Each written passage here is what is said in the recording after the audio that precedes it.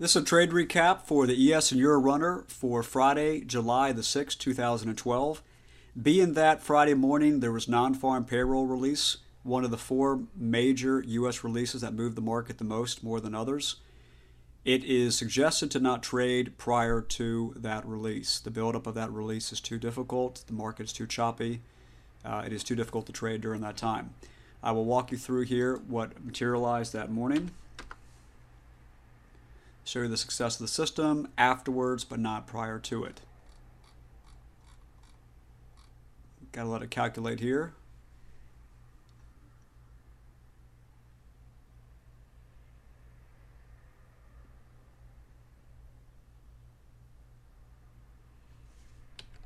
And go back to the 6th. We'll go back to the pre-market first. Pre-market, as you can see here, extremely choppy. That is why prior to the non-farm payrolls, the federal funds rate release, the FOMC meeting minutes, and Bernanke testifying, but he's probably the fourth one. Those top three, you should not trade prior to those releases, as well as the ECB minimum bid rate and the pound bank rate.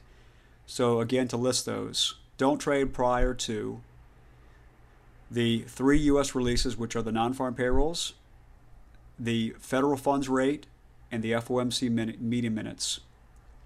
Outside of those three, don't trade prior to the euro minimum bid rate and the pound bank rate. Those five releases cause the market to go sideways for many hours prior to it. It is not worth taking trades on it. It's too dangerous.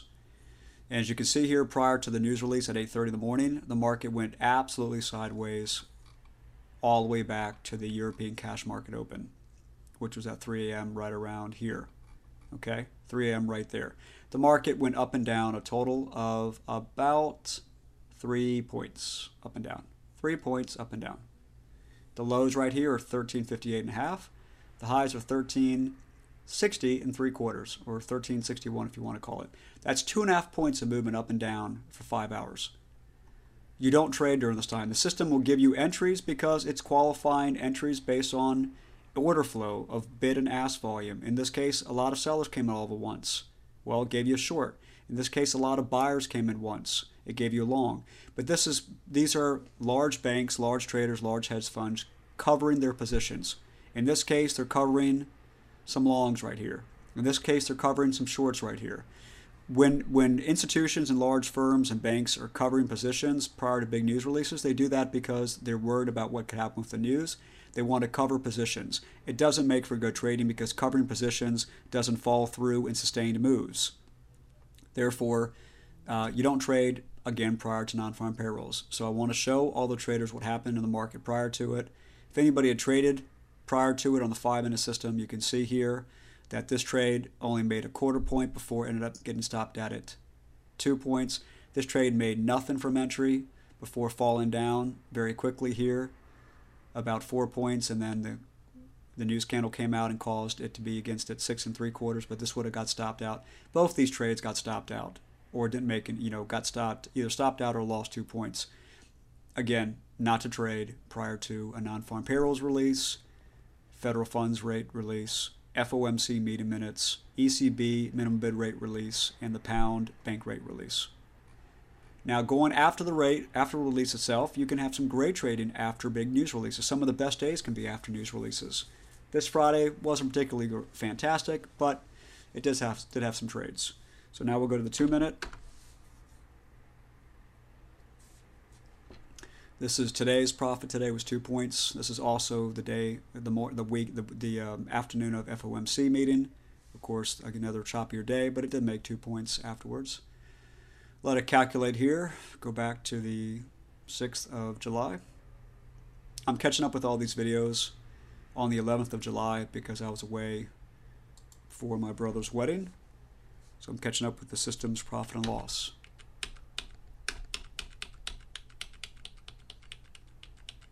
All right, going back to the 6th.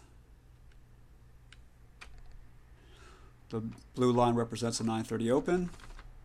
Scalp came in here. A spring came in. Unfortunately, lost 8 ticks very quickly. These scalps came in, but they were inside of the yellow line. That's why they print in white. They're not to be taken for rookies. Rookies rules are printed in purple and in blue. That's the numbers and the letters which represent entries for rookie traders. White, our system produced scalps, but they're for the more aggressive trader.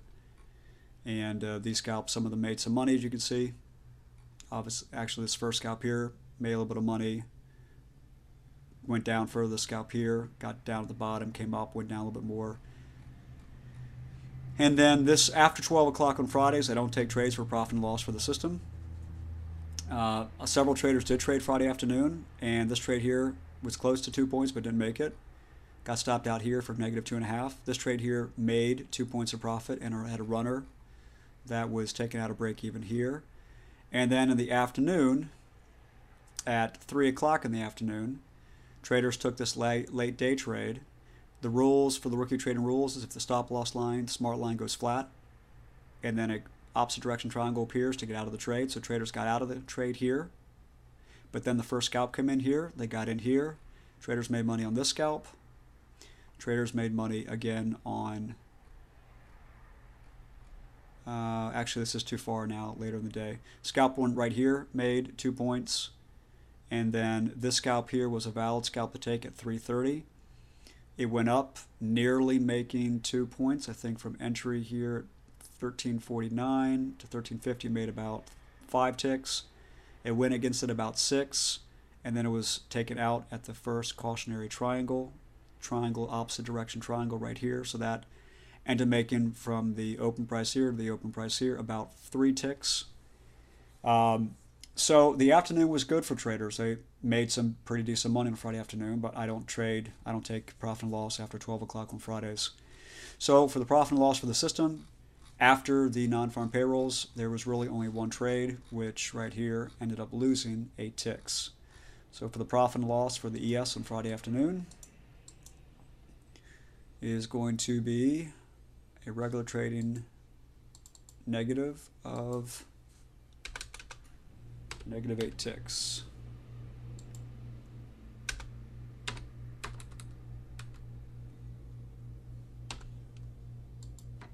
A lot of Fridays after non-farm payrolls, we've made lots of money. Just didn't happen. Well, it did happen for those traders that took trades after 12 p.m. But again, I don't count that for profit and loss. So today, this day was a negative 8 tick day. Still, so far, the ES runners had about 10, maybe 11 losing days. I have to run the numbers. I think it's 10 losing days since April the 19th. Could be 11 now, but we've had about an 86% success rate, and the losing days are fairly minimal like this. And again, this day was actually a winning day for many traders that took trades throughout the remainder of the afternoon. They made money. And as for the euro on Friday, the 6th of July, the euro actually made up for the ES not making money up until 12 o'clock. The euro made money until 12 o'clock. No trades were taken before the non-farm payrolls. Afterwards, here's the non-farm payroll release. We don't take the release itself. Never take a candle on a news event, before a news event, or after a news event. Wait at least one full candle between the news event itself and the new entry. Therefore, the scalp here was valid to take. It made 15 ticks from open down to here. This scalp came in here. It's a valid first scalp number in a series called primary scalp. On the euro, things are coded in white right now. That is going to be coded in blue in the coming week. Right now, the traders know the rules. The first scalp number in a series they take. Series is a white period of the stop loss line, smart line. When it's white, you take the first scalp number. When you have a second scalp number along that white line, it's called an inter-series scalp. There's a rule for that. There's 2 rules. This scalp didn't fit that rule. This scalp is the first number in a series, therefore valid to take. It was taken here in open, exited the first contrary directional triangle, which was right, it was right here. So actually that's a break-even trade. From open to open is break-even. Then this scalp number is the first one in the series. That was entered here. It made its 15 pips right there. Went down about 17 pips, but it did make its 15 from open here at 23.17 down to down to, actually this one did not make its full 15. I thought it did. 17 should be down to 23.02, and this only went down to 23.03. So this is actually a trade that would be taken out at an opposite direction triangle, which occurred right here.